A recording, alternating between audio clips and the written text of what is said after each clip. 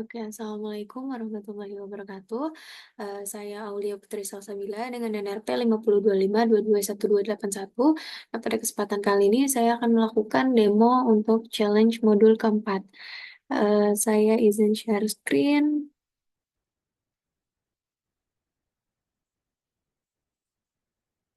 Nah, di modul keempat kali ini kita diminta untuk eh, menghitung pembagian IP menggunakan PLSM dan CIDR dengan menggunakan topologi yang sudah diberikan. Nah, kurang lebih untuk topologinya seperti ini gambarnya. Nah, hal yang pertama kali saya lakukan adalah melakukan melakukan pembagian rute untuk tiap-tiap subnetnya. Jadi kurang lebih saya memilih rute seperti ini. Ada A1, A2, A3, A4, A5, A6, A7, A8 sesuai dengan yang ada di template gitu. Yang ada di template kurang lebih kan kayak gini. A1-nya router 1 ke router 2, A2-nya router 2 switch 1 not 1 not 2 dan seterusnya. Selanjutnya, di sini saya melakukan perhitungan. Oh, sebelum melakukan perhitungan, kita menghitung dulu jumlah IP per rutenya gitu ya. Yang pertama A1 kita bisa lihat di sini, kalau di sini nggak ada host, berarti masing-masing router itu punya nilai 1 gitu ya. Jadi router 1 dan router 2 ini sama-sama 1, sehingga kalau dijumlahkan jumlah IP-nya 2. Kemudian untuk A2, A2 ini karena 105, 15 ditambah 1, jadi totalnya 121. Dan seterusnya sampai saya mendapatkan total 232. Nah, untuk perhitungan netmasknya sama seperti sebelumnya.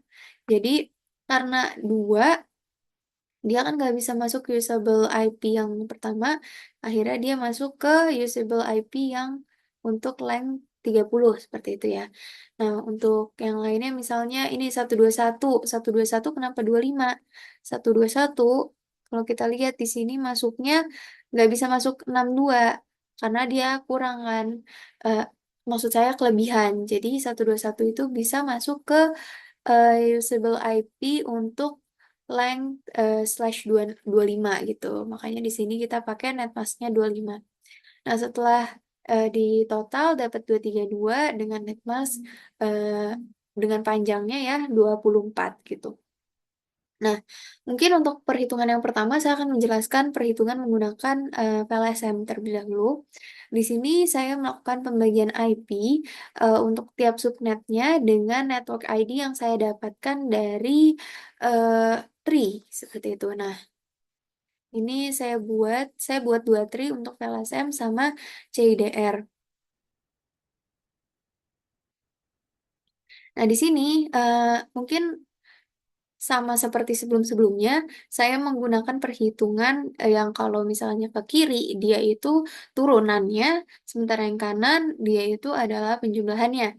Kayak gitu. Nah, untuk kita perlu tahu dulu nih, kita butuh netmask apa aja. Setelah dia diturunkan, pastikan nilai length-nya itu bertambah. Bertambah 1 seperti itu ya. Jadi dari 24 menjadi 25. Nah, kita lihat kita butuh 25 berapa. Kalau di sini kita butuh 25-nya 1 aja. Makanya di sini yang kanannya saya tetapkan menjadi subnet A2 yang mana netmasknya itu adalah 25, sementara yang kiri itu saya tetap jadi tidak berubah gitu, tidak ada penjumlahan di sana. Sementara yang kita ambil ini tidak ada penurunan. Sementara kalau misalnya yang tetap ini, yang tadi kita nggak ambil, kita turunkan lagi gitu. Jadi yang diambil tidak akan diturunkan. Sementara yang tidak diambil akan diturunkan. Nah, untuk yang lainnya kurang lebih sama. Jadi yang kiri itu tetap, yang kanan itu penjumlahan. Penjumlahannya dari mana? Dari perhitungan ini. Jadi kalau misalnya dia ada di length 25, berarti kan 16, 16, 17, 18, 19, 20, 21, 22, 23, 24. Oh, 25-nya di sini berarti. Berarti dia bertambah X1. X1 itu 128. Makanya di sini kita lihat dia bertambah 128 di batch keempat. Seperti itu. Kemudian untuk selanjutnya, eh, ketika kita sudah membuat tree-nya, kita akan mendapatkan tiap-tiap IP untuk subnetnya. Untuk mendapatkan IP untuk tiap-tiap subnetnya. Kurang lebih seperti itu. Nah, kita masukkan dia di network ID dengan netmask yang disesuaikan seperti itu ya. Jadi misalnya 30, kalau kita lihat 30 itu 255, 255, 252 gitu ya, 252. Makanya di sini 252. Nah, untuk broadcast sama seperti yang saya demokan kemarin, yang saya demokan tadi gitu ya, dia ditambahkan network ID itu ditambahkan dengan wildcard. Jadi kalau kita lihat di sini A1 itu netmasknya 30. 30 dia itu wildcardnya bertambah 3 di paling belakang. Berarti dari 00 menjadi 03 gitu. Jadi makanya di sini di akhirannya ada 3 ini karena hasil penjumlahan network ID dengan wildcard. Nah, selanjutnya seperti yang saya buat di praktikum, saya membuat sheet tambahan. Jadi di sheets ini saya buat semacam tabel gitu ya, tabel untuk mengetahui pembagian IP tiap nodes-nya. Sebenarnya ini opsional, boleh ada boleh tidak. Tapi kalau di saya supaya lebih mudah ngedebugnya, tadi makanya di sini saya buat fix IP.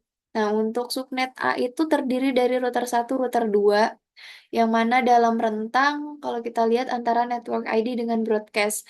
Berarti 192.170.00 dengan 192.170.03. Berarti ada kita bisa ambil dua angka yaitu di angka 1 dan 2 gitu ya. Makanya di sini saya ambil 1 dan 2. Dan yang lain-lainnya kurang lebih sama juga. Selanjutnya untuk, nah ini adalah untuk node-node yang nanti akan kita routing gitu ya. Bukan node, maksud saya IP. IP yang akan kita masukkan untuk proses routing. Jadi sama seperti sebelumnya untuk router 1 dia mengarah ke siapa aja. Mungkin kalau kita lihat di sini router 1 itu berarti kan dia ada ke router 2, kemudian ada ke router 3, kemudian ada ke router 4 dan lain-lainnya. Pokoknya dia karena pusat ya gitu ya. Jadi dia punya beberapa eh, apa namanya tujuan gitu ya, router tujuan. Kemudian untuk router 2 dia karena sudah berhubungan sebelumnya, makanya di sini network dan masknya saya nol-nolkan. Gitu juga dengan router 3 ke router 1 sudah, maka bisa dilanjutkan ke router-router di bawahnya gitu ya. Misalnya router 3 di sini, sorry, router 3 di sini dia bisa ke bawahnya yang kita masukkan seperti itu. Nah, kurang lebih ini untuk subnetnya untuk gampang ke networknya. Jadi networknya itu adalah IP dari si subnetnya ini. Oke, jadi untuk eh, routingnya kayak gini nih. Misalnya router 1 ke router 2 berarti kan dia menghimpun mengambil alih yang A2-nya gitu ya.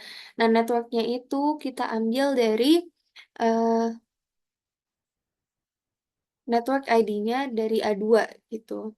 Nah, kemudian yang router 3 Node 5 berarti dia ini menghimpun atau mengontrol A4 gitu ya. Router 3 ke router 5 berarti kan A4. Maka networknya ini adalah network ID dari subnet A4. Kemudian netmasknya mengikuti, kemudian next hop-nya itu kurang lebih sama. Jadi router 1 ke router 2 berarti di sini 192.170.002 adalah IP dari router 2 ke router 1 gitu. Karena ini yang kita routing adalah, jadi gini, kalau next hop itu kita ngerouting di mana, maka tujuannya itu yang akan kita eh, ambil IP-nya. Jadi misalnya kita ngerouting di 1 gitu ya, maka IP dari router 2 inilah yang akan kita kasih ke router 1 gitu. Kurang lebih seperti itu. Nah, selanjutnya tinggal add route aja kayak gitu. Nah, mungkin nanti akan saya lakukan testing di terakhir ya. Kemudian ini ada penggabungan CIDR, kurang lebih seperti ini. Jadi untuk CIDR itu pertama pertama kita akan menentukan B1. B1 itu adalah yang terjauh dari ini ya, dari router satu, pokoknya dari tengah ini. Nah, kalau kita lihat yang paling jauh adalah A8. A8 dengan A7 gitu. Kita gabungkan dia menjadi B1. Makanya di sini B1-nya adalah subnet A7 dan A8. Nah, kemudian untuk netmask akhirnya adalah netmask terkecil kita kurangi satu. Ya, gampangnya seperti itu. Kemudian untuk subnet yang kedua adalah penggabungan B1 tadi dengan A6 gitu. Jadi kalau ada percabangan kayak gini kita gabungkan dan dapatlah C1.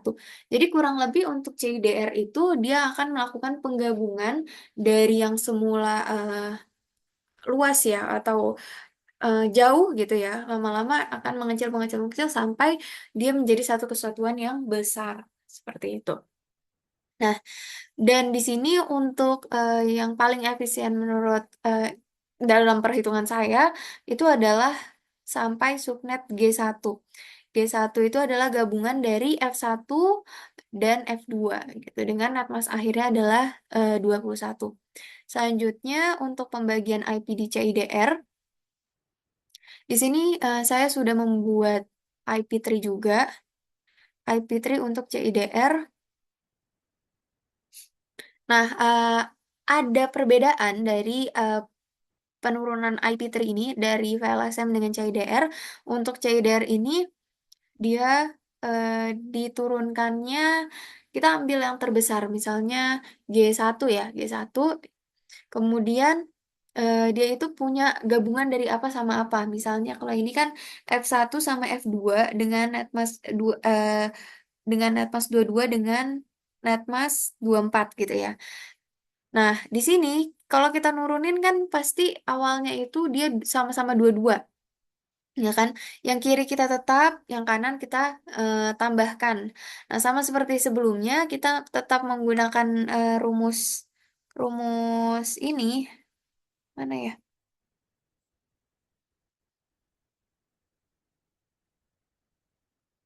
Nah, rumus ini, jadi kalau 22 dia letaknya harusnya ada di 17, 18, 19, 20, 21, 22 di sini.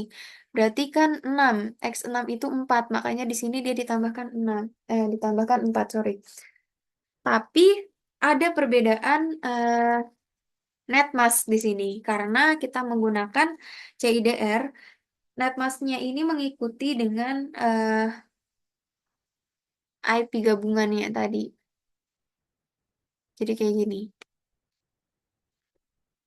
Aduh, baterainya habis.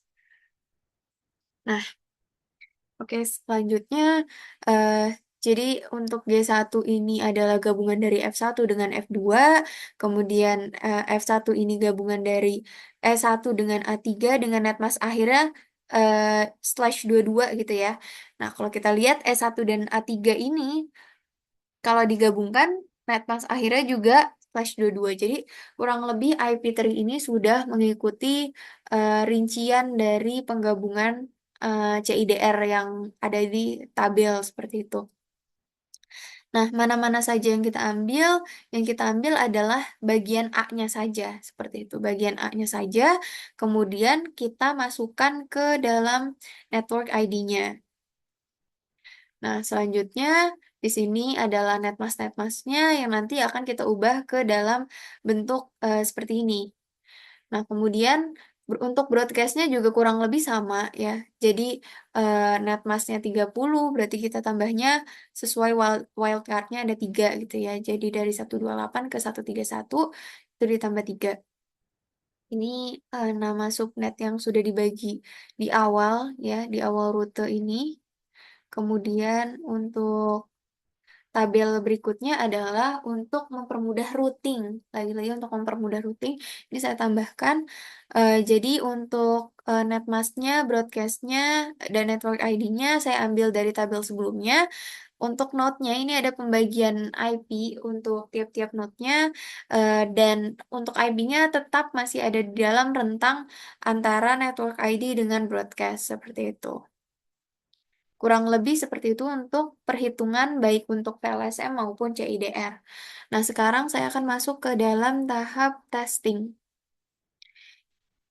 Nah, ini sudah saya jalankan. Misalnya, kita akan sesuai dengan challenge itu router ke router dalam satu subnet.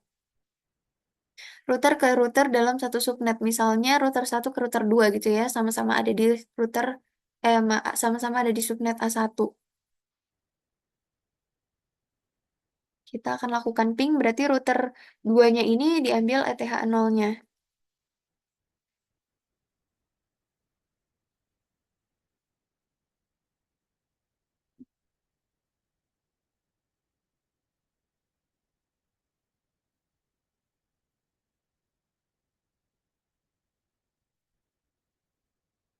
Nah, ini sudah bisa di-ping, artinya dia sudah berjalan atau ada koneksi.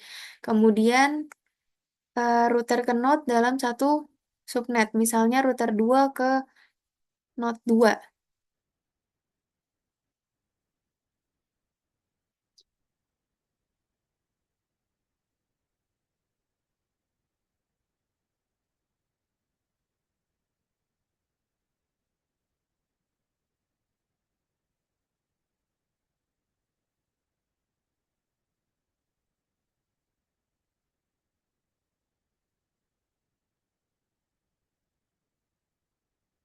Di sini udah bisa juga. Kemudian, router ke router berbeda subnet. Misalnya A2 tadi ke A3 gitu ya.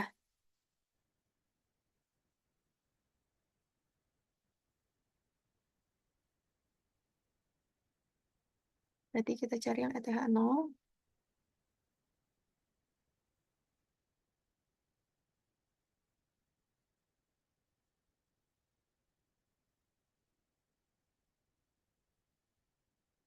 Nah, dia bisa juga.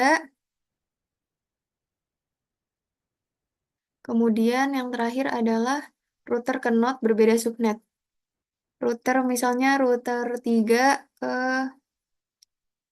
node 2 gitu ya. Eh, ini router 2 ya. Oh, yang ada router satu. Router satu ke node 2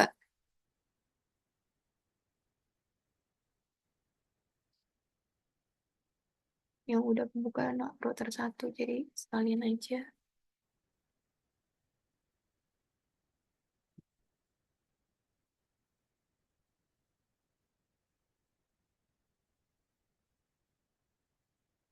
Nah, sudah bisa juga berarti semua koneksinya sudah berhasil. Kurang lebih seperti itu untuk demo saya kali ini. Kurang lebihnya mohon maaf. Wassalamualaikum warahmatullahi wabarakatuh.